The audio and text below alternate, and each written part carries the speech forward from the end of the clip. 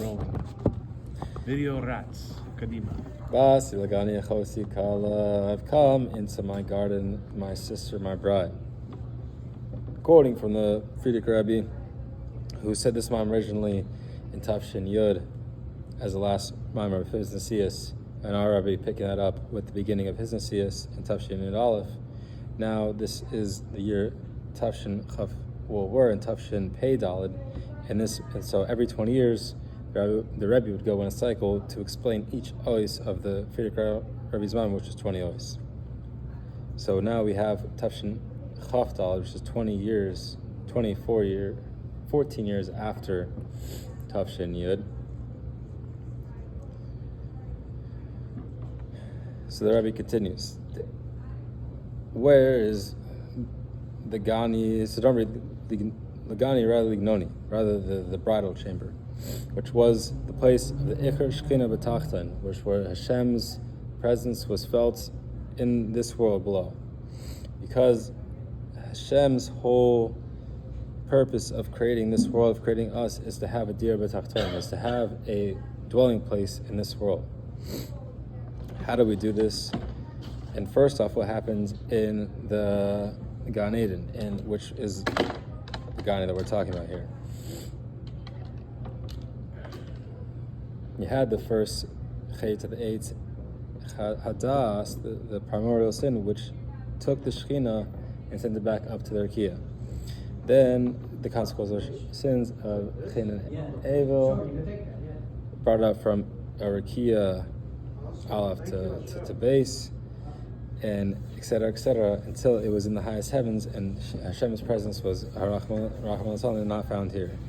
And the Tzaddikim came, and the Tzaddikim, Le'olam Yisrael, they dwell on the land, and they bring down the Shekhinah, starting with Abraham, who brought it down from the 7th to the 6th, etc., until you get to Moshe Rabbeinu, which Kol Shavivin, who brought it down from the last heaven until the earth.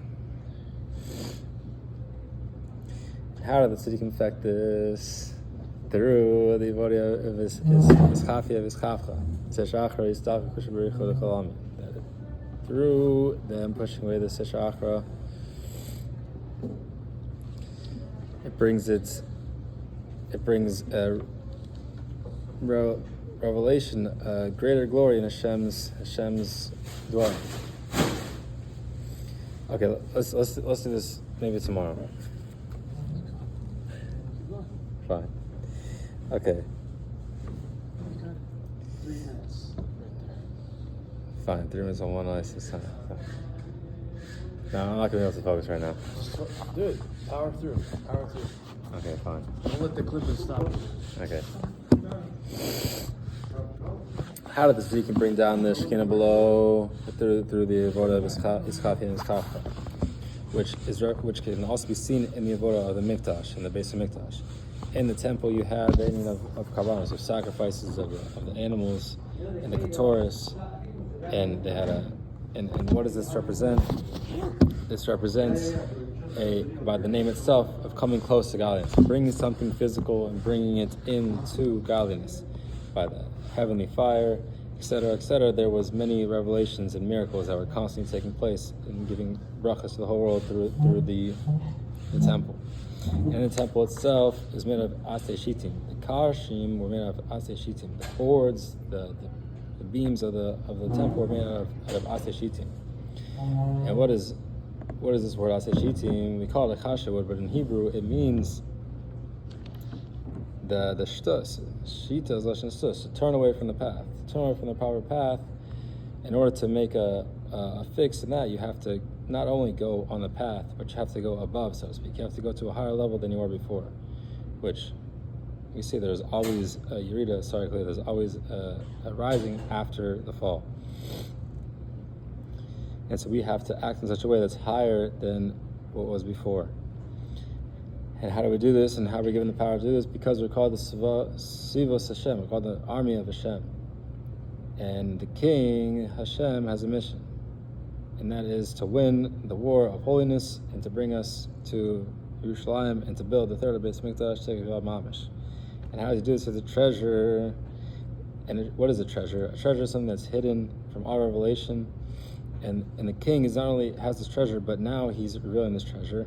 And not only revealing it, but using it with no limitations.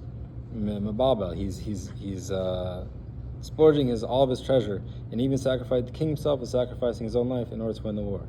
And who does he give his treasure to? To the lowest of the low, to the foot soldiers, because even the officers, the people who play in the war, all these people, they don't have the power to carry out the mission. Like, the intention is that the people who actually do the work and at the lowest level will accomplish this.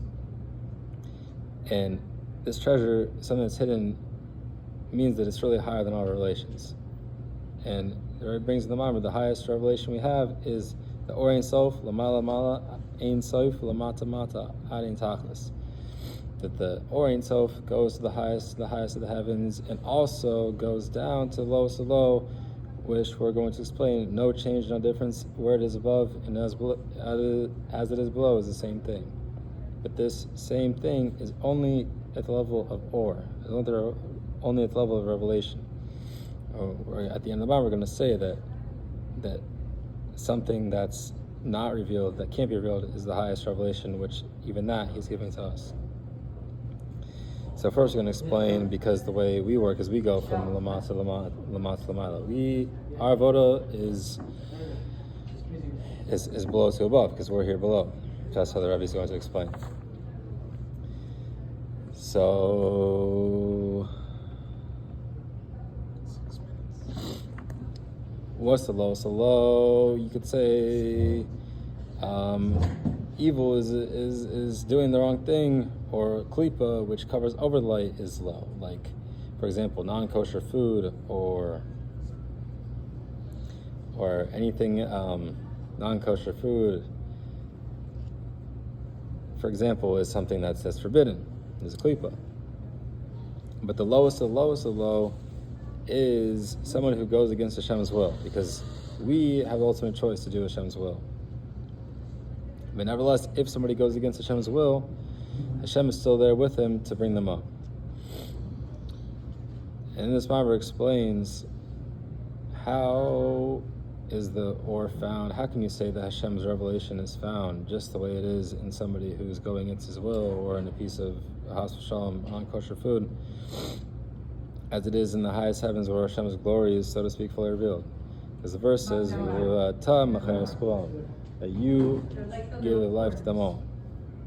And when we say you, we're talking about Atzmos, which is Hashem the way he is to himself. But if we say you, if we're talking about Atzmos, it's still in letters. And when there's letters, this shows on a revelation. So we're talking about the way the Atzmos is addressed in letters.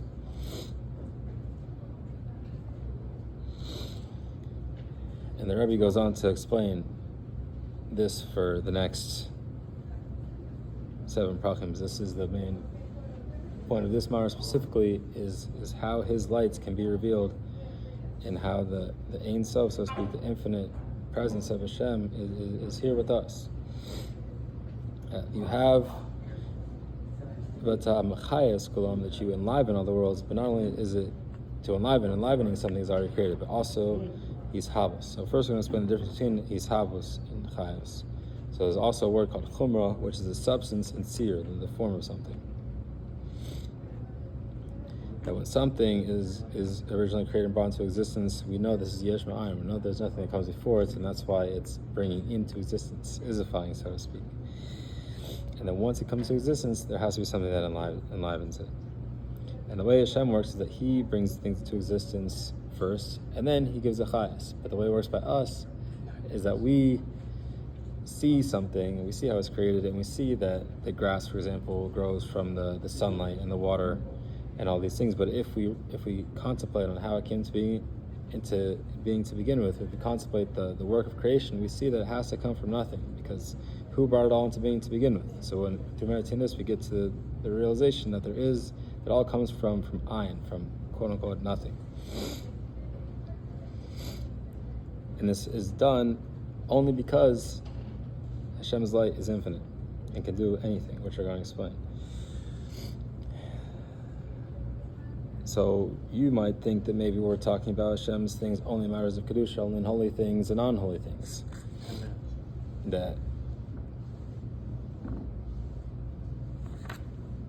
But we have a verse that says that Hashem feeds and takes care of the horns of the Re'im until the Beitzi Kinim, from the horns of a mystical animal that was ginormous which goes on the highest levels of Keser, and even above that to the horns of that, until the Beitzi Kitim, the eggs of lice, which Kinim is Gematria 120, which is Teva, which is nature, and so even the lowest low, even nature, because nature is by definition a covering of Hashem's lights into physical systems that we can see. So from no matter where we are, we see that Hashem is enlivening and taking care of these things. But we said before that the lowest klipa, the low is someone who goes against Hashem's will. So the Rabbi Messiah, the Miller Rebbe, the third Rebbe Chabad, brings in a mimer on the pasuk, "Im esak shemayim shamata v'atzia shel hinecha." If I glance and gaze to the heavens, there you are, and even from the pit below, there you are as well. The same as it is. The Rebbe explains that just like we look to the heavens and see the various revelations of Hashem, even from, and not only from, but in the lowest of the low, we actually bring out a tosefes, or a higher lights than we were before, because we see that Hashem takes us and He can take us out from this place. Because if we go so low, it has to be Hashem is only good and only does good to His creations. So if it's low, that means that has to mean that it's going to be infinitely higher. That's worth such a low fall.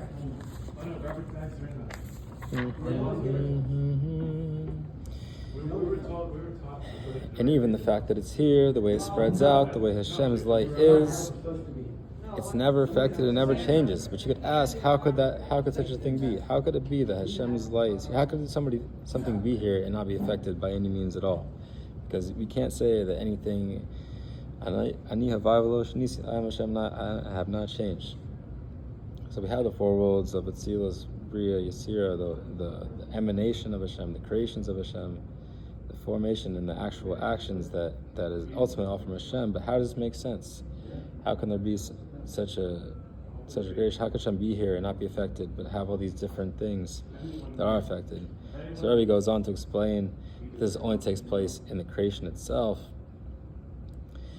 that He doesn't change. But you could say, where's that bridge? Where does it go from Hashem creating, Hashem being Him and the way He is to Himself to actual creation?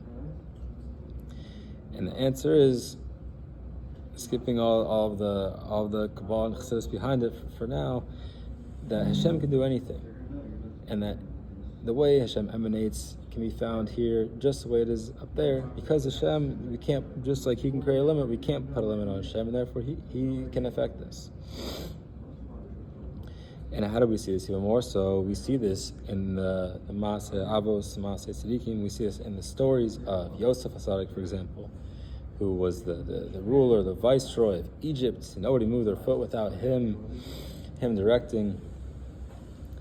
And so much so, he was in such a, so to speak, low place in Mitzrayim that even his brothers didn't recognize him. But why didn't they recognize him? The Rebbe explains, because they were holding at the level of Bria, of creation. They're holding at the level where things affect you. They're holding where if you're in a low place, you're gonna contract the dirt. But he was holding at such a high level that he could be in the lowest of lows, and he could still cleave to Hashem and be called Yosef HaTzadik, because he was holding the level of Atzilus. He was holding at the highest level of Hashem's emanations. Also, we see the Baal Shem Tov, that he would say, it's brought down by the Rebbe Amarash, that when Shabbos came in, he would go 2 halves of him above and 1 half below. That means I'm not sure. But nevertheless, when he was up so high, and his head and his heart, or whatever parts of his body were up above and his body was below. He was answering shilas v'pratis. He was answering halachic questions to the lowest detail. And the tzaddikim, like their creator, that when we see a tzaddik, when we see a holy person, we can see how Hashem gave this person the ability to do what he does.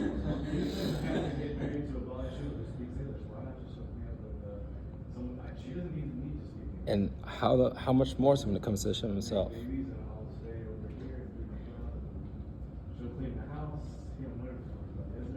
Someone else wants to finish this? And to go back before, we can also look at our hand and see that if we want to write something, we take our hands and we dip it in ink, and then we write one letter. But our hand has infinite ability to write letters, write stories, write as much as can come out. But yet when it comes out in one dot at a time, one drop at a time, into a contracted way, that there could be something to actually see and feel this revelation of Hashem that He's giving us.